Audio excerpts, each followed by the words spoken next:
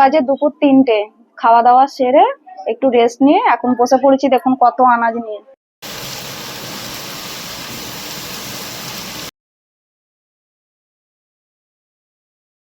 নমস্কার বন্ধুরা, কেমন আছেন সবাই? আমার চ্যানেলে আপনাদের সকলকে স্বাগত জানাই। আজকে সরস্বতী পুজো আর এখন বাজে সকাল 9টা। আর আমাদের ক্লাবে পাড়ার সেখানে এসেছি পুষ্পাঞ্জলি দিতে। এই যে আমাদের ক্লাব। তো চলুন এখানে পুষ্পাঞ্জলি দেবো, পুজোটাও দেবো। আর আজকে শুধু পুজো নয়, পুজোর পরেও আজকে আমাদের তো আবার গোটা সেদ্ধ আছে, সারাদিনের কাজকর্ম আছে, সবটাই আজকে আপনাদের সাথে শেয়ার করব। আপনারা ভিডিওটা অবশ্যই সম্পূর্ণ দেখবেন।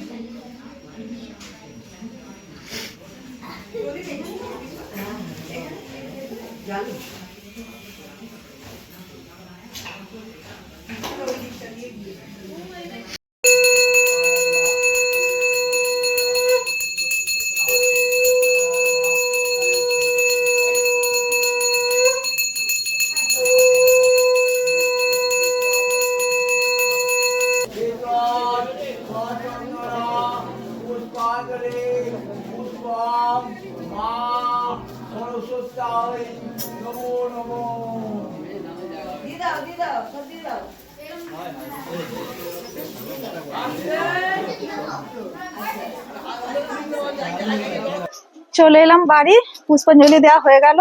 এবার রান্না বান্না করি, তারপরে তো আবার ওবেলা গোটা সেদ্ধ ঝামেলা আছে। তো চলুন এখন আর দেরি করব না, রান্নার দিকে চলে যাই। কারণ বেলা 11টা বেজে গেছে। এখন বাজে দুপুর 3টে। খাওয়া দাওয়া সেরে একটু রেস্ট নিয়ে এখন বসে পড়েছি, দেখুন কত আনাজ নিয়ে। এসব গোটা সেদ্ধ করতে হবে তো রাত্রিরে, সেই জন্যই আনাজগুলো কাটবো। এই যে সব আনাজ, আর এতেও সব রয়েছে ঢালি, সব আলাদা আলাদা করে আলাদা আলাদা জায়গায় রাখতে হবে।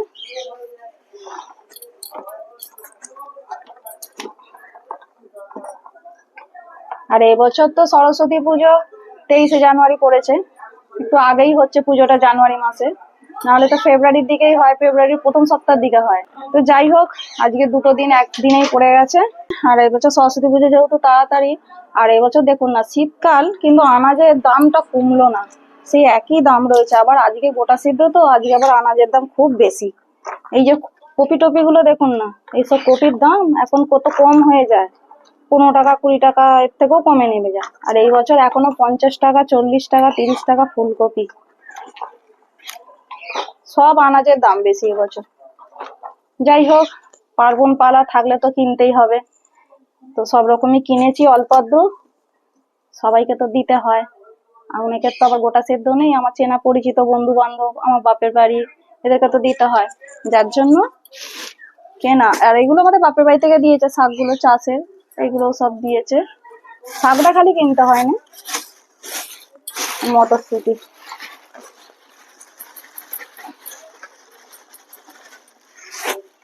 বেশি দেবো না এগুলো।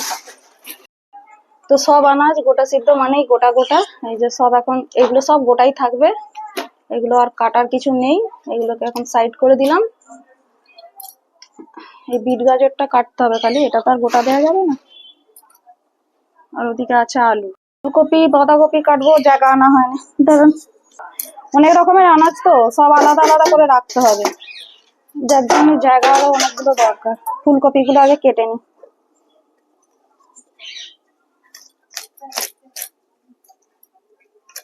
আর জানেন তো, বাজার করে এখানে নিয়ে এসে রেখেছি, আর হনুমান এসেছে আজকে, এত আমি ভয়ে এই কাপড়টা চাপা দিয়ে রেখে দিয়েছিলাম।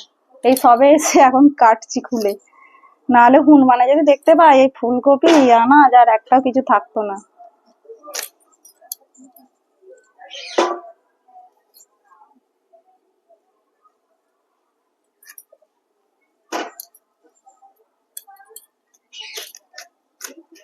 এরকম বড় বড়ই কাটবো।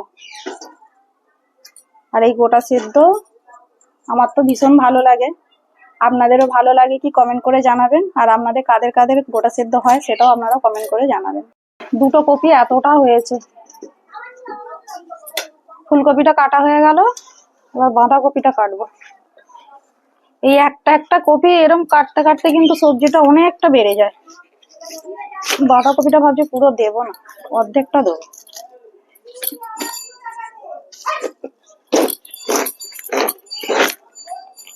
অর্ধেকটা দেবো, অর্ধেকটা রেখে দিই।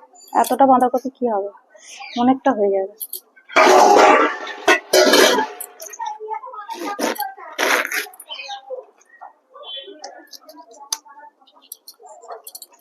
বাঁধাকপিও ঠিক বড় বড়ই কাটবো।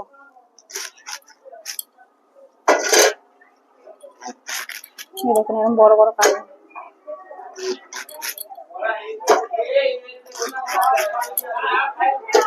আর আমার হাতটা দেখুন বন্ধুরা, মনে পড়ে গেল, আপনারা ভাববেন আমার হাতটা কেমন লাগছে দেখতে।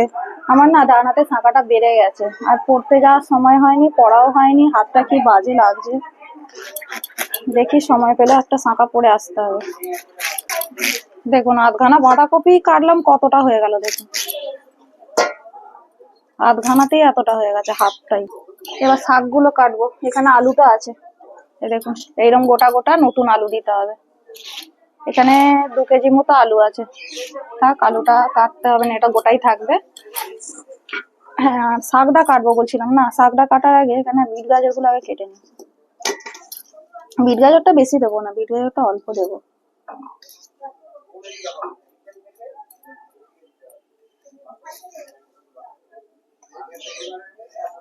এগুলো তো আর গোটা দিলে খেতে ভালো লাগবে না, যার জন্য এগুলোকে একটু কেটে দেবো খালি।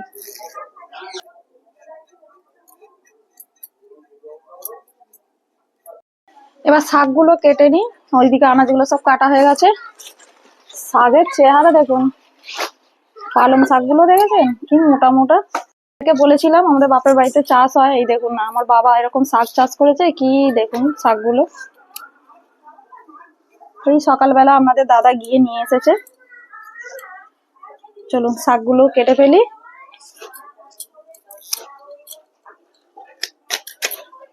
শাকগুলো এত মোটা মোটা দেখলে কি হবে, নরম।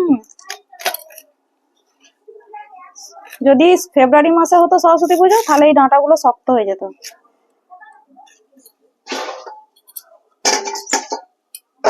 ডাঁটাগুলো আলাদা রাখবো, আর পাতাগুলো আলাদা রাখবো। আমাকে পালং শাকটা কিনতে হয়নি তাই, কিন্তু পালং শাকের এত দাম এবছর। কালকে বাজার করতে গিয়ে দাম করলাম, বলে কিনা 50 টাকা কেজি। পালং শাক 50 টাকা কেজি। তাহলে কিরকম জিনিসের দাম বুঝতে পারছেন। আনাজের প্রচুর আনাজের দাম এবছর, কেন জানি না এত আনাজের দাম।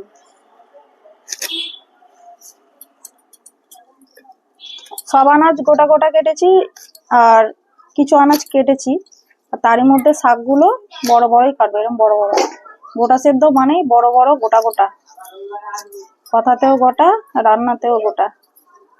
পালং শাকগুলো কাটা হয়ে গেছে, আর এই যে পালং শাকের গোড়াগুলো দেখছেন, এই গোড়াগুলোকে ভালো করে এরকম করে ছেঁচে ছেঁচে দিয়ে দেবো। এই গোড়াগুলো এত সুন্দর মিষ্টি লাগে যখন তরকারিটা খাওয়া হয়। এই গোড়াগুলোকে এরকম করে ভালো করে ছেঁচে দিয়ে দিচ্ছি।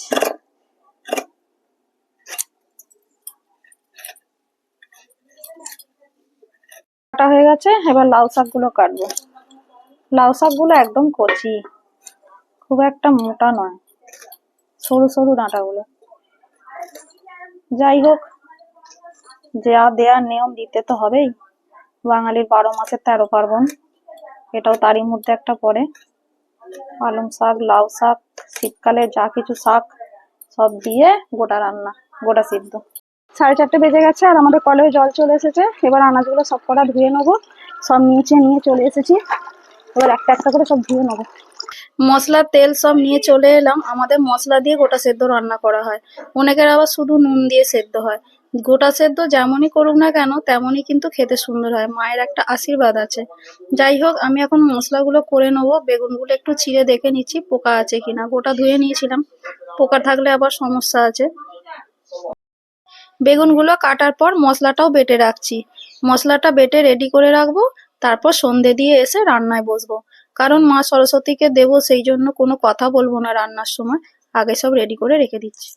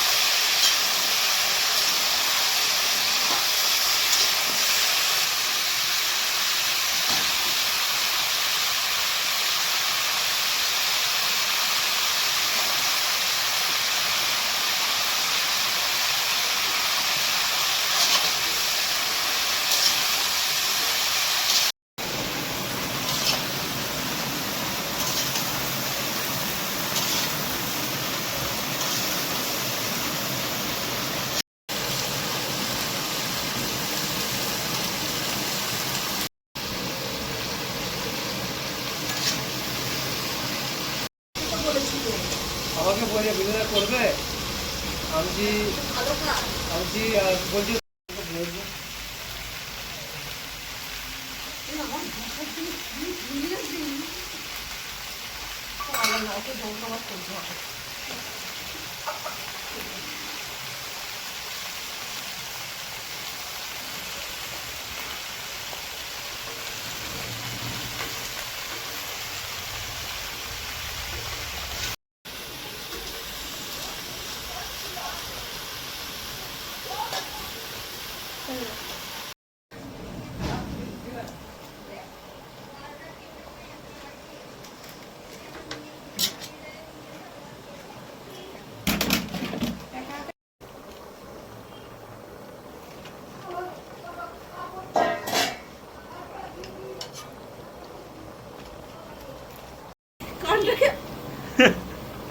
কানে কিছু প্রবলেম আছে?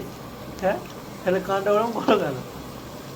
কাকার মতো কাকা ওরকম করে, কানে যেন শুনতে পায় না, মানে একটা কান ভেড়া আছে আর একটা কান চলছে। কান ভালো না, যে কথাটা বলে আমরা ভালো করে শুনতে চাই। তো ভালো করে দুটো কান দিয়েই তো শোনা যায় নাকি?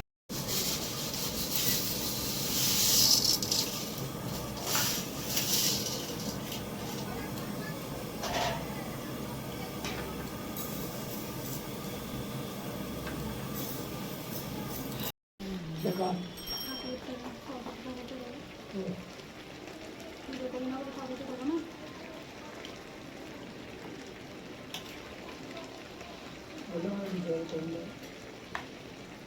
বসে সাড়ে 4 মতো জল দেয়।